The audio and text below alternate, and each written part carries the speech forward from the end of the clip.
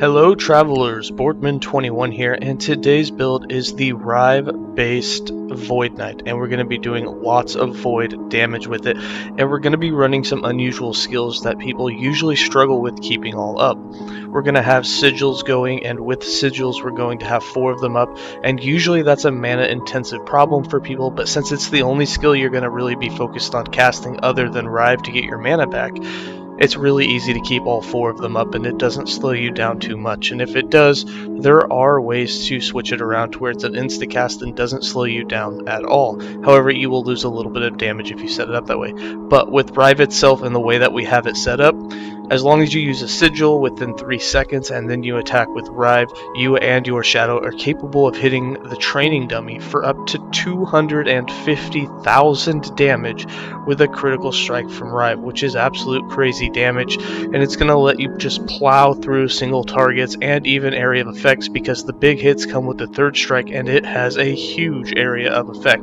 Your tankiness is good as well, you have quite a bit of leech, and there's actually some skills you can switch around depending on how you like to play, if you like to play faster, slower, leechy, not leechy.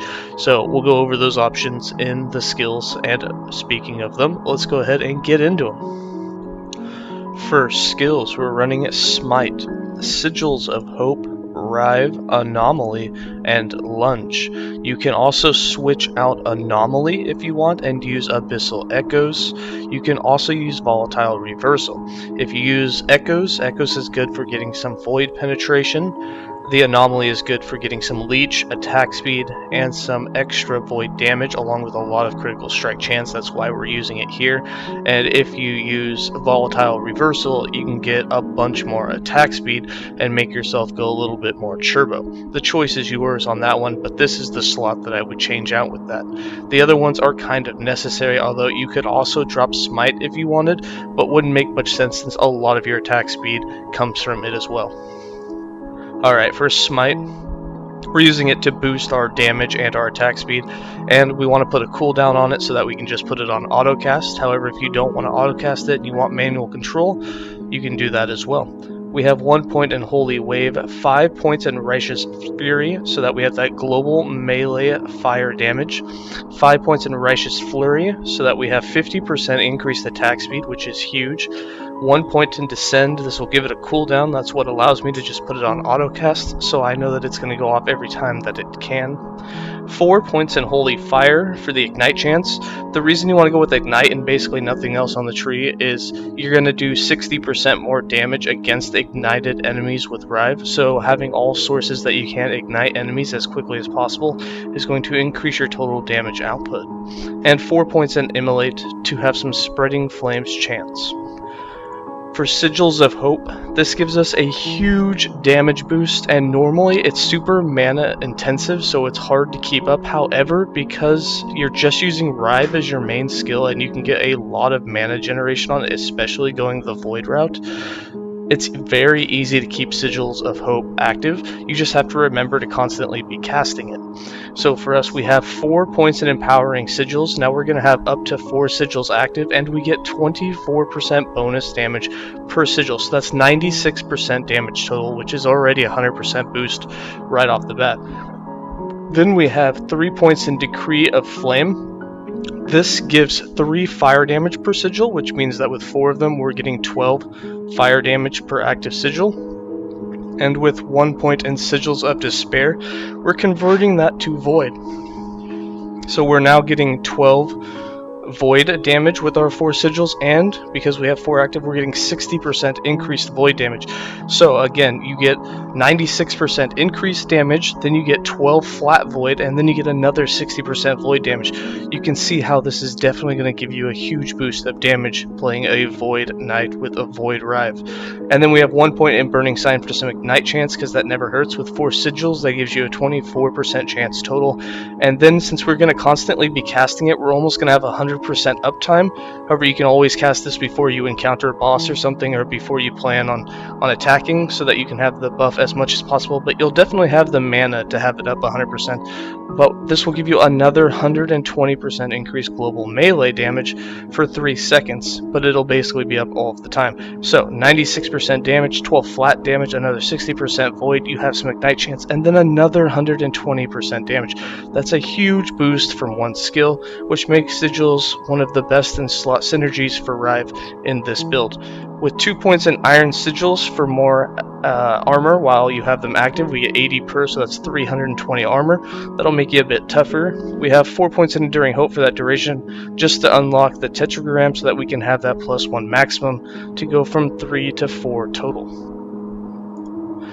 For Rive, this is going to be your main damaging skill, and the way that we built this was so that we could have as many more modifiers as possible.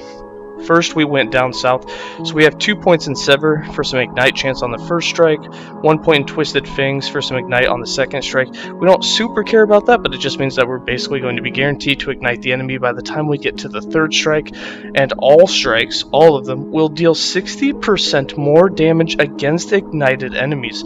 That's a huge amount of more damage, and you'll always have the enemies ignited after the first hit, which is really nice. We have 1 point in Trampling Hootsoul? No idea if I got that right, which gives us 10% more hit damage, which is another more modifier. Then we have 1 point in Overwhelm for 70% more hit damage, another multiplier. 3 points in Outburst so that we have a huge third strike area. 3 points in Brutality for 90% more hit damage, another multiplier. 2 points in Insidious for some base void damage. 1 point in Gaze into the Abyss for that 100% more void damage, another multiplier. And 3 points in the Abyss Gazes Back for that third strike base void damage. So you can tell your third strike is going to hit really, really hard, especially against an ignited enemy. For Anomaly, we're using this for attack speed, for critical strike chance, for leech. You will notice it's only level 17. I was testing out the other skills like Abyssal Echoes for the void penetration and testing out the volatile reversal for the attack speed. However, Anomaly was the one I liked the most. It was the easiest to use and to, just have control over. Plus, the critical strike chance puts you really close to the 100% crit with Rive, which allows you to get a lot more crits in and get the big hits. So this is why we went with this. I have 1 point in Void Touched, 1 point in Immediacy, 1 point in Time Bubble, 5 points in Decimation for that 150% increased critical strike chance, 5 points in Temporal Mastery, 1 point in Lingering Memory, 1 point in Time Lord, 2 points in Manipulation for that attack speed, and then the final 3 points I'll put all into the leech. I'll put 2 points in Time Eater and 1 point in Void Maul. And then for Lunge, Lunge is going to also give you a big critical strike boost along with some damage. We have 3 points in Tactician, 4 points in Forge On, 1 point in Unstoppable, 1 point in Initiative, 5 points in Avenger's Charge. That's what gives you that 200% crit chance, which is huge. 4 points in Deadly Aim and 2 points in Into the Fray. For passives, we have 35 points in the Sentinel base class, with 5 points in Overwhelm, 8 points in Juggernaut, 5 points in Armor Clad, 5 points in Time and Faith, 2 points of Retaliation, and 10 points in Mail Crusher. We have 0 points in the Forge Guard, 15 points in the Paladin, so that we could have Sigils with 8 points in Conviction and 7 points in Magista Firebrand. And then in the Void Knight, our Mastered class, we have 5 points in Temporal Corruption, 8 points in World Eater, 8 points in Void Blades, 10 points in Sorrow and Still, 1 point in Void Corruption, 12 points in Woe, 2 points in Singular Purpose, 5 points in Echoing Strikes, and 10 points in Time Legion. For our items, for our idols, you want 4 of your Rive critical strike multipliers with the suffix of melee void damage. These ones can roll up to 90% melee void damage, and you can get up to 45% Rive critical strike multiplier, so you can get better ones than I have here. And it's going to allow you to do even more damage the higher that you can get those. For our items, you can see that we're not wearing any uniques. For our weapon, we're using a Terror Mace. We're really picking up on that 120% increased damage that you get in the Sentinel passive tree. On it, we have attack speed, added melee void damage, chance to apply frailty on melee hit, and increased chance to stun with melee attacks. You can also, instead of melee attack speed, if you really want, you can put melee critical strike chance on there so that you have much closer, or at least a guaranteed 100% critical strike chance. For our gear, for our chest, we have strength, increased armor, shared physical and bleed damage and duration, and increased health. For our helm, we have strength, increased armor, physical damage, and bleed duration, along with increased health. Now, you don't have to have the physical damage and bleed duration. Those are kind of a rare fix. I only had so many of them, and again, they're not going to boost this build into a super spot, so you can do some flat health or put something else on there as well. You can also do shadow damage if you have that. For our amulet, we have a Jade Amulet for that melee attack speed. On it, we put physical damage, critical strike chance, elemental resist, and flat health. For our rings, we're using silver rings. We have strength, critical strike chance, health, elemental resist. For the belt, it's a bronze belt with set physical and void, set necrotic and poison, increased and hybrid health. For the other ring, we have set physical, set necrotic, elemental, and flat health. For the gloves, we're doing the solar embraces for that critical strike chance. We also have set physical, set necrotic, hybrid, and flat health. For the boots, the solar greaves, for the high amount of armor they give, we have set physical, set necrotic, we have some move speed along with hybrid health, and then we have a radiant crest for that critical strike multiplier. We have strength, increased critical strike chance, flat health, and flat armor on it. For our character sheet, you can see that our resistances are basically capped. Yeah, we're a couple % short on lightning and cold. If you get better rolls with the elemental resist on your gear, you'll have that capped. We're sitting without doing anything with 2300 armor for 34% damage reduction. As soon as you lunge, you get a 100% increase, so it's quite a bit higher than that when you're actually in battle. And we're sitting just under 2200 health. We don't have much health regen. We're not really depending on anything else. We don't have critical strike avoidance. However, you are pretty tanky. Alright, for the playstyle and the skill rotation, I like to put Lunge, Anomaly, and Smite all on autocast. That way I don't even have to worry about ever using them. And then at the same time, I'll I'll self-manual cast Sigils of Hope about every 3 seconds, and I'll just keep riving at whatever targets it is that I have. Remember, you'll be teleporting with Smite, you'll lunge towards enemies, so your movement is pretty good through the maps. It kind of feels almost like speedrunning, especially with how fast you'll kill things. And as you can see, you can get all your mana back incredibly quick. You can definitely cast 1 Sigil every few seconds, and if I turn on the damage numbers for you guys here, you'll see that we are hitting really hard, especially when that shadow comes in with a crit after us. You can get some really high crits with that third strike of Rive. There's a 200,000er, 217,000.